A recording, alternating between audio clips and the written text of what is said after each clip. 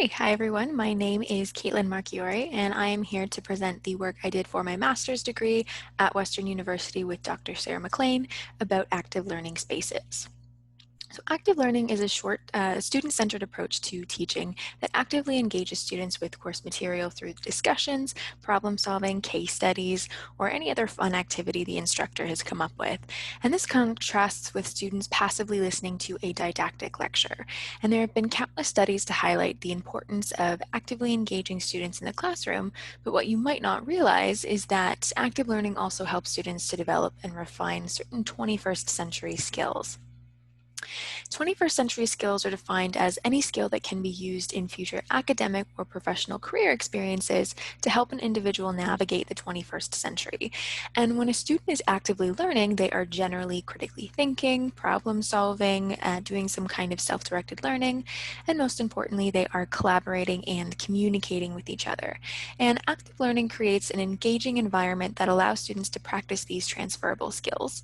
And there's increasing pressure in academia to incorporate both active learning and transferable skill development into the university classrooms. So our focus was on effective oral communication and, to a lesser extent, collaboration. So an effective oral communicator collaborates well with others and possesses strong interpersonal skills, such as personal, social, and civic responsibility. And the two main forms of oral communication that students are most often able to practice in an active learning space is group discussion and interpersonal conversation. So unfortunately, it is not uncommon for student development of effective communication to be impeded by communication apprehension. And communication apprehension is defined as an individual's level of fear or anxiety associated with either real or anticipated communication with another person or other people. So every individual will experience varying levels of communication apprehension that can act as a barrier to effective communication. And this is regardless of whatever underlying communication skills they might have. And allowing students to practice their oral communication in a supportive and encouraging classroom environment, such as an active learning environment, is one way to help alleviate communication apprehension in students. So we wanted to see if there are ways that the physical classroom might influence students' comfort level with their communication skills. So although active learning is becoming more prevalent in teaching, the physical infrastructure of classrooms has been relatively slow to change. So some academic institutions, including Western, are now investing in the development of active learning spaces or active learning classrooms. And this is a very broad definition, and active learning space can take on a variety of forms. So you'll notice with a lot of these classrooms here, there is relatively comfortable furniture. A lot of the times the chairs are movable with wheels. Sometimes the desks are as well, and this allows the instructor to set up whatever kind of room configuration they want to meet their pedagogical goals for the day. And those classrooms that might not have movable furniture have their desks set up in a group conformation to allow for students to already be facing each other and allow for a little bit easier communication and collaboration with their peers. So Western University has around 4 or 5 active learning spaces that we refer to as the walls for Western Active Learning Space. And these classrooms are designed and equipped with tools that promote active and collaborative learning. And all of our walls have 7 immovable desks with around 5 or 6 movable chairs. And we collectively refer to these as a pod. And around the room, there's a lot of whiteboards to allow for writing down ideas and easy collaboration and sharing of ideas. And each pod has their own projector and their own smartboard. And all of this is controlled by a centralized instructor control panel at the center of the room. So for our project, our main objective was to evaluate the efficacy of one of Western's active learning spaces, or the walls, in supporting student development of effective communication as a transferable skill. To break that down even further, our first specific aim was to investigate if the physical learning space influences student perception of their development of effective communication. And our second specific aim was to investigate whether the physical classroom affects the quality of peer-to-peer interaction. So we took on an explanatory sequential mixed methodology approach, and we focused on a fourth-year undergraduate medical science course that took a flipped classroom approach. And students had online learning modules that they had to complete before coming to class once a week. And the class was relatively evenly split between males and females, students that were familiar with active learning and not familiar with active learning, and also students that had been exposed or had experienced learning in an active learning space before, and those that did not.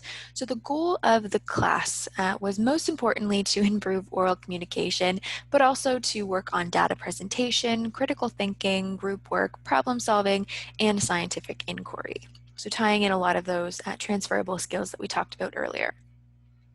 And we exposed our study population to two different learning environments. In the first half of the term, students were actively learning in a fixed row classroom, and then in the second half of the term, we switched them over to the walls for the same type of active learning. So all 33 students enrolled in the course consented to participate in our quantitative data collection. However, not all students were present during data collection, so our sample size does change a bit with the quantitative data that we collected.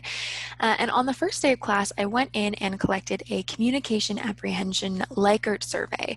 And this survey asked students to agree or disagree with different statements about communication apprehension in group discussion, meeting settings, interpersonal conversation, and public speaking scenarios. And this served as a baseline to see where our students were sitting with their comfort level of communication. And then I observed them for 3 consecutive classes. I observed both the instructor and the students using a previously validated tool called Copus. Copus was developed by Smith et al. And has been used in a variety of different SOTL projects. And COPUS stands for Classroom Observation Protocol for Undergraduate STEM. And COPUS has different predetermined activities for both the instructor and the students, and the observer just kind of marks down which activities the instructor and students are doing every 2 minutes. So they can mark down multiple activities in 1 2-minute interval, which gave us a pretty good indication of what the instructor and students were doing for each class that they had in each classroom. And we did this to make sure that the learning activities were generally the same in both classrooms, so any differences would not be due to the activities themselves, but more due because of the layout of each classroom.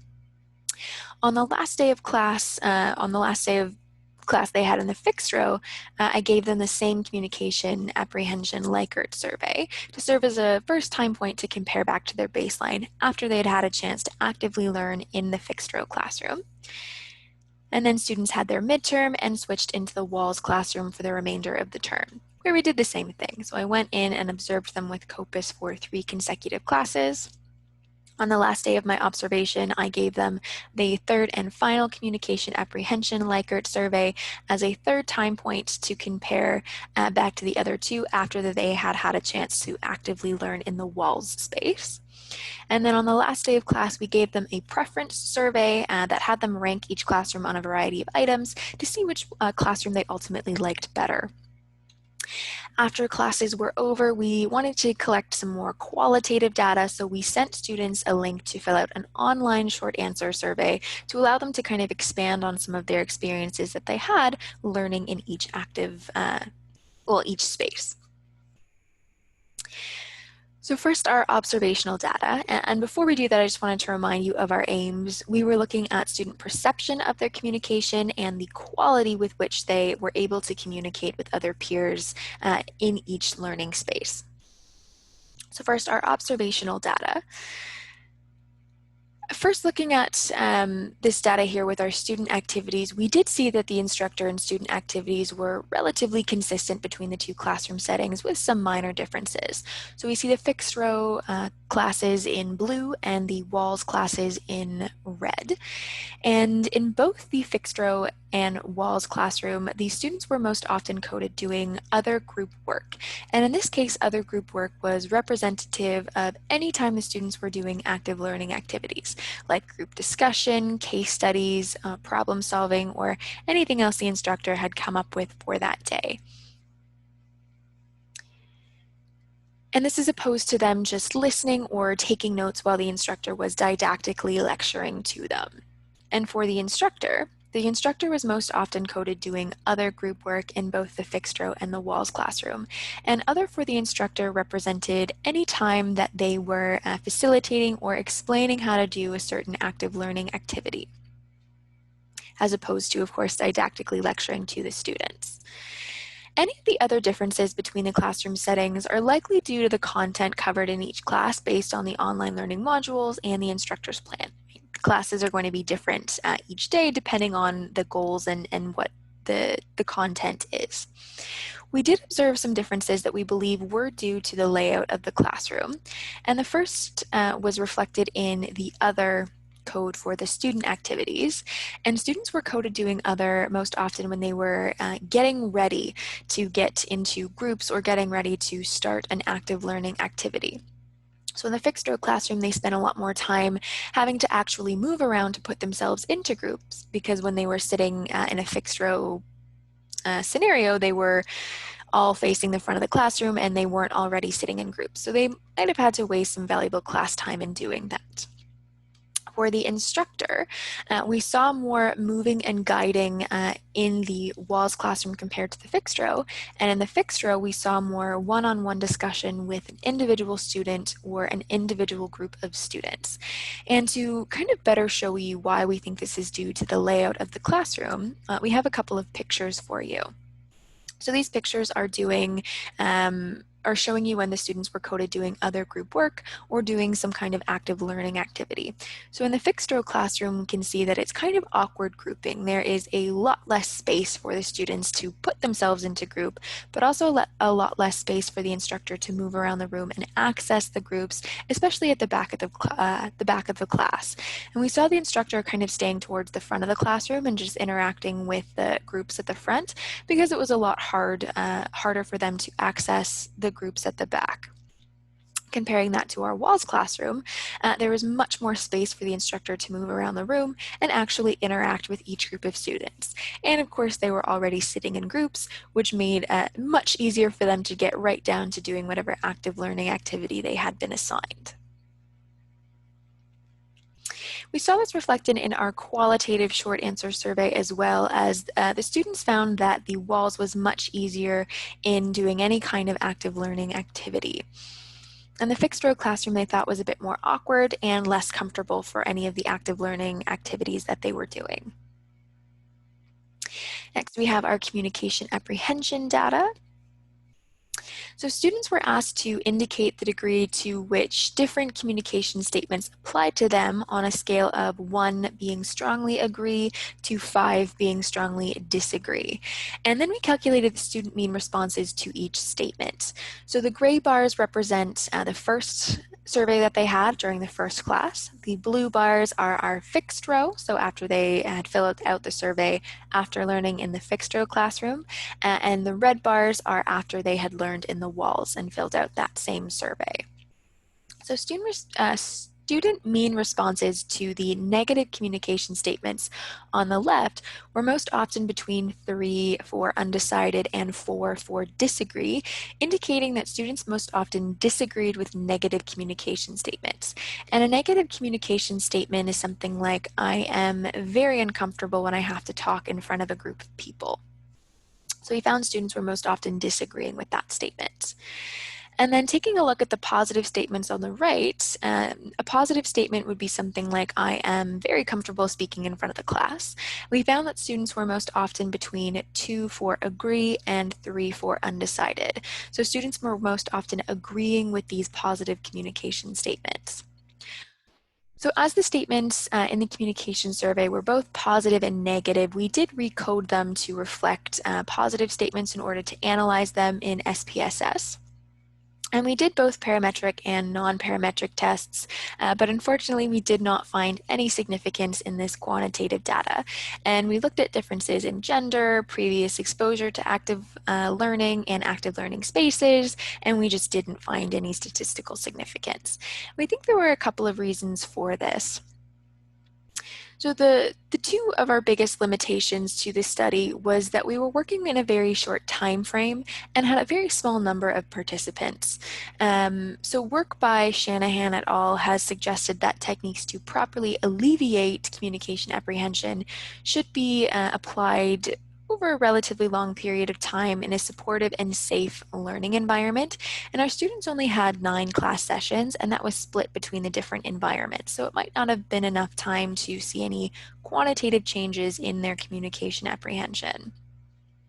So while all of these students were very close to graduating or at the end of their undergraduate careers, so they probably had been mostly exposed to didactic lecturing up until this point, or they might not have had enough time in doing any active learning activities to help them grow their communication skills. And lastly, other studies like Shanahan et al. Have looked at communication apprehension and found that the majority of student communication apprehension is in a public speaking context. And our students in the current study did not explicitly have work related to traditional public speaking. So the apprehensions they might have had in a public speaking context might not have been properly addressed or alleviated. Although we did not find significance in our quantitative data for communication apprehension, we did find some good stuff in our qualitative data. So all respondents did state that the walls did improve their communication skills to some degree, and students that thought their communication skills were strong coming into this class recognized that the walls would be a much better place for students who might not be as comfortable communicating to help build on their communication skills. So finally, we wanted to take a look at what classroom the students actually preferred. So the students were asked to indicate their preferred classroom for 8 items on a rating scale by placing an X on this scale provided. And we actually modified this from work done by Atakoken et al. And based on the scale it was given, students were able to indicate a strong preference, regular preference, only a slight preference, or no preference at all for each of the classrooms. So for opportunities for instructor-student interactions, we did see a skew towards the walls classroom, which further supports that observational data that we had from COPUS, where the instructor was much more able to interact with the students in the walls classroom compared to that fixed row. And opportunities for student-student interactions, we saw an even stronger skew towards the walls. And for group work and collaborative learning, we saw the strongest skew with no students having no preference and no students preferring the fixed row classroom. For personal work, students were most divided with this item, but it is important to note that the students did not really have any opportunities to do personal work in either classroom.